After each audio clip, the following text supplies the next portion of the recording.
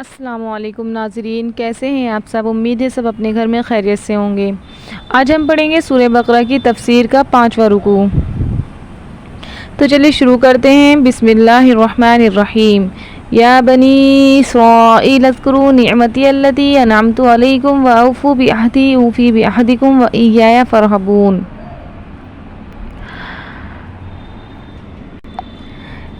اے آل یعقوب، میرے وہ احسان یاد کرو جو میں نے تم پر کیے تھے، اور اس اقرار کو پورا کرو جو تم نے مجھ سے کیا تھا۔ میں اس اقرار کو پورا کروں گا جو میں نے تم سے کیا تھا، اور مجھے سے ڈرتے رہو۔ آگے آئے تھے وَآمِنُوا بِمَا أَنزَلْتُ مُصَدِّقًا لِمَا مَعَكُمْ وَلَا تَكُونُوا أَوَّلَ كَافِرٍ بِهِ وَلَا تَشْتَرُوا بِآيَاتِي ثَمَنًا قَلِيلًا وَإِيَّايَ فَاتَّقُونِ۔ اور جو کتاب میں نے نازل کی ہے وہ تمہاری کتاب کو سچا کہتی ہے، اس پر ایمان لاؤ اور اس سے منکر اول نہ بنو، اور میری آیتوں میں تحریف کر کے ان کے بدلے تھوڑی سی قیمت نہ حاصل کرو، اور مجھے سے خوف رکھو۔ اس کی تفسیر یہ آتی ہے کہ اللہ تعالیٰ نے ارشاد فرمایا ہے یا بنی اسرائیل، یعنی اس سے مراد یعقوب علیہ السلام کی قوم ہے۔ اللہ تعالیٰ نے جب بھی یعقوب علیہ السلام کا ذکر فرمایا ہے تو بنی اسرائیل کہہ کر ان کو پکارا ہے، کبھی بھی یعقوب کر کے نہیں پکارا، یعنی کہ ان کو ان کے نام سے نہیں بلکہ ان کی کنیت سے پکارا ہے۔ تو اللہ تعالیٰ نے بنی اسرائیل پر جو انعامات کیے تھے وہ ان کی یاد دلوائی ہے کہ اے اولاد یعقوب، میرے انعامات پر اللہ کا شکر کرو اور میرے احسانات کو محفوظ رکھو جو میں نے تم پر کتاب نازل کر کے رسول بھیج کر، یعنی کہ اللہ کے احسان ہے کہ اللہ نے ان کے اوپر تورات نازل فرمائی، اور ان کے پاس اتنے رسول، اتنے پیغمبر بنی اسرائیل میں آئے ہیں جتنے کسی اور قوم میں نہیں آئے۔ اور ایسے ہی اللہ تعالیٰ نے ان کی جب مدد فرمائی تھی جب فرعون کے لشکر کو پانی میں غرق کر دیا تھا اور انہیں نجات دی تھی، اور بطور انعام ان کے لیے من سلوہ اتارا تھا۔ اور نبی کریم صلی اللہ علیہ وسلم کے بارے میں تو اللہ تعالیٰ نے یہاں پر فرمایا ہے کہ نبی کریم صلی اللہ علیہ وسلم کے بارے میں میرے عہد و میثاق کو پورا کرو، یعنی کہ اللہ تعالیٰ نے بنی اسرائیل کو یہ والی بات پہلے ہی بتا دی تھی کہ آخری نبی آئیں گے، اور وہ ہمارے نبی، چونکہ مطلب پوری پیشن گوئی پہلے تورات میں کر دی گئی تھی کہ آخری نبی آئیں گے، ان کو تمہیں ماننا پڑے گا، ان کو مطلب ایسے ہوں گے، بن قریش، قبیلہ قریش میں سے ہوں گے، ساری بات اللہ تعالیٰ نے پہلے ہی بتا دی تھی۔ لیکن اس کے بعد یہ جو ہے اللہ تعالیٰ سے عہد کر کے بھی اس کو توڑتے ہیں، مطلب کہ ہمارے نبی کو نہیں مانتے۔ تو اللہ تبارک و تعالیٰ نے یہاں پر یہی فرمایا ہے کہ اگر تم میرے عہد کو پورا کرو گے، یعنی کہ میرے حکم مانو گے اور میری اطاعت کرو گے تو میں تمہیں جنت دوں گا، اور اگر تم میرے عہد کو پورا نہیں کرو گے یا تو تم جو ہے تمہیں میں عذاب نازل فرماؤں گا، اور میرے علاوہ اور کسی سے نہ ڈرو۔ اللہ تعالیٰ نے فرمایا میں نے جبرائیل کے ذریعے سے جو کتاب نازل کی ہے اس کتاب کے جو تمہارے پاس ہے توحید، رسول اللہ صلی اللہ علیہ وسلم کے حلیہ مبارک، آپ کی صفات اور بعض احکام شریعت میں تورات کے موافق ہے، یعنی کہ آپ کا حلیہ مبارک، آپ کی صفات اور آپ کے احکام شریعت سب تورات میں جو ہے پہلے ہی نازل فرما دیے گئے تھے، لیکن یہ لوگ پھر بھی انکار کرتے ہیں، جانتے پوچھتے بھی۔ تو اللہ تبارک و تعالیٰ نے اسی بات سے انہیں بتایا ہے، وہ یاد دہانی کرائی ہے، یعنی یاد دلایا ہے۔ پھر آگے رسول اللہ صلی اللہ علیہ وسلم کے سب سے پہلے منکر نہ بنو، یعنی کہ آگے یہ ہے کہ تم جو ہے، تو اللہ تعالیٰ نے یہاں پر اپنے نبی کا مطلب نبی کے بارے میں بتایا ہے کہ جب میں نے تمہیں پہلے ہی بتا دیا تھا کہ آخری نبی آنے والے ہیں تو اب تم ان کا انکار کیوں کر رہے ہو؟ کیونکہ یہ جو تھے یہودی ہمارے نبی کو ماننے سے انکار کر رہے تھے، یہ کہہ رہے تھے ایسا ہو ہی نہیں سکتا کہ کوئی نبی آئے اور وہ بنی اسرائیل میں سے نہ ہو، کیونکہ یعقوب علیہ السلام کے بعد سے ہر نبی بنی اسرائیل کی قوم میں آیا تھا، تو یہ ماننے سے انکار کرنے لگے کیونکہ ہمارے نبی جو تھے وہ قبیلہ قریش میں سے تھے، تو اس وجہ سے یہ لوگ جو ہے ہمارے نبی کے منکر تھے۔ تو پھر اور اللہ تعالیٰ نے آگے بتایا ہے کہ تم میری مطلب آیتوں کو چھپاؤ مت لوگوں سے۔ یہ تورات میں کیا کرتے تھے؟ رد و بدل کر دیا کرتے تھے، یعنی کہ جو اللہ تعالیٰ نے کو تورات میں یہ بتایا تھا کہ ہمارے آخری نبی آئیں گے، ان کی صفت بتائی تھی اور ان کا حلیہ بتایا تھا، ان کے شریعت کے احکام بتائے تھے، تو وہ سب باتیں چھپایا کرتے تھے اور اس کے بدلے معاوضہ لیا کرتے تھے۔ تو اس کے بارے میں اللہ تبارک و تعالیٰ نے ان کو ڈرایا ہے کہ مجھ سے ڈرو، تم ایسا کام مت کرو۔ آگے آیت ہے وَلَا تَلْبِسُوا الْحَقَّ بِالْبَاطِلِ وَتَكْتُمُوا الْحَقَّ وَأَنْتُمْ تَعْلَمُونَ، اور حق کو باطل کے ساتھ نہ ملاؤ اور سچی بات کو جان بوجھ کر نہ چھپاؤ، वअंतुम तालमून, जानते पूछते, यानी कि तुम जानने के बावजूद सच्ची बातों को झूठी बातों में ना मिलाओ। वक़ीमुस्सलात व आतुज़्ज़कात वरकऊ माअर राकिईन, और नमाज पढ़ा करो, ज़कात दिया करो और झुकने वालों के साथ झुका करो। अतामुरून अन्नास बिलबिर्रि व तंसौना अनफुसकुम व अंतुम ततलूनल किताबा अफला ताक़िलून। ये क्या अक्ल की बात है, तुम लोगों को नेकी का करने को कहते हो और अपने आप को भूल जाते हो, हालांकि तुम किताब भी पढ़ते हो, क्या तुम समझते हो?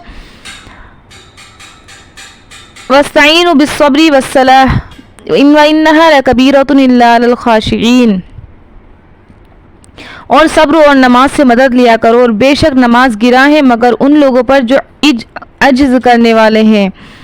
मतलब जो इज्ज यानी कि जो नमाज जो गिरा है वो इज्ज यानी कि अलकसा करने वालों पर नमाज जो है वो भारी है।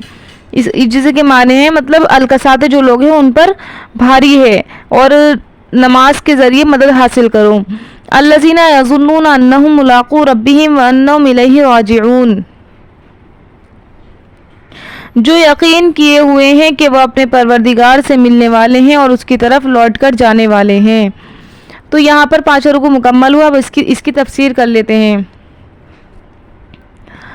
तो इसकी तफसीर में ये है कि ईमान के बाद अल्लाह ताला ने बाज़ अहकाम शरीयत की फ़र्ज़ियत को बयान करते हैं कि 5 नमाज़ों को पूरा करो और अपने मालों की ज़कात दो।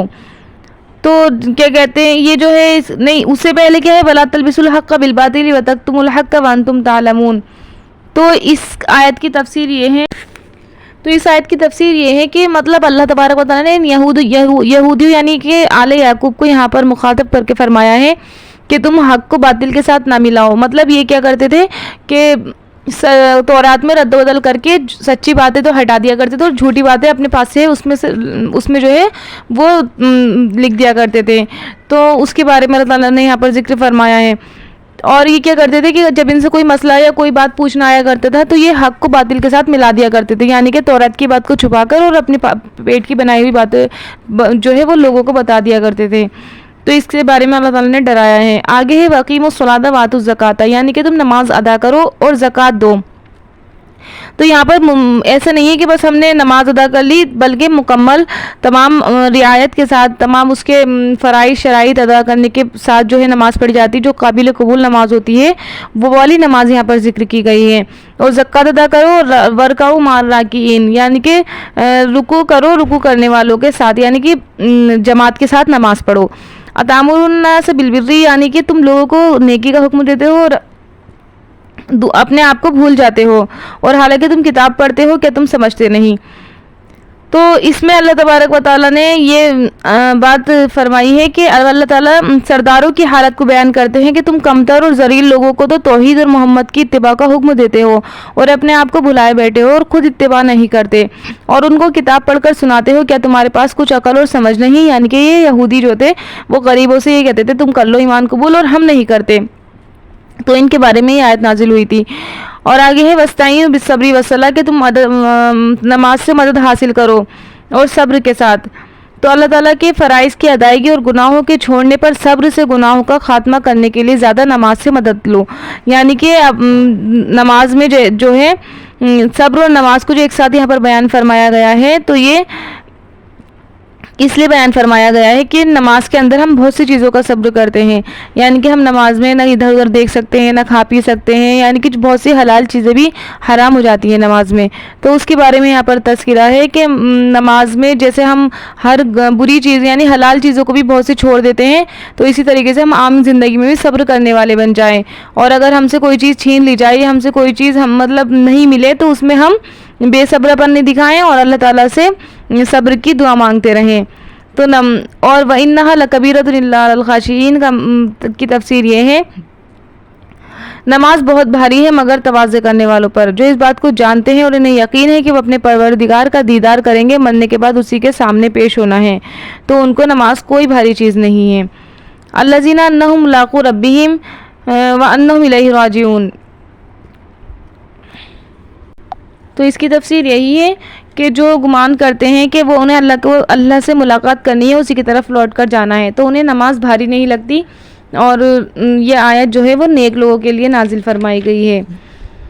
تو امید ہے آپ کو آج کی تفسیر پسند آئی ہوگی اور سمجھ میں آ گئی ہوگی، اور جو سمجھ میں نہیں آئے وہ آپ مجھ سے بالکل پوچھ سکتے ہیں، اور آپ میرے لیے بھی دعا کریں، اللہ تعالیٰ مجھے بھی کامیابی عطا فرمائیں۔ اور آج بہت چھوٹا رکوع تھا اس لیے زیادہ لمبی تفسیر نہیں ہوئی، اور آپ اس پر عمل کرنے کی کوشش کریں۔ اللہ تبارک و تعالیٰ ہم سب کو عمل کی توفیق عطا فرمائے۔ دعاؤں میں یاد رکھنا۔ السلام علیکم۔